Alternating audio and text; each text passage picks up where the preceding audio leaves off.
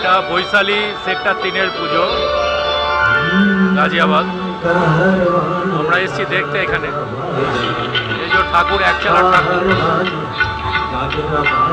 এখানে অ্যাকচুয়ালি এদের মন্দির আছে, মন্দির এক সাইডে, পুজোটা এক সাইডে হয়। এই যে প্যান্ডেলের ভেতরটা পুরো,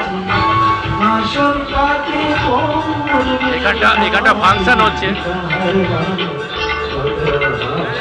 প্রবাসীদের পুজোতে যেখানেই যাবেন দেখবেন সামনে ফাংশন হচ্ছে। কেউ মান্নাদের গলায় গান গাইছে।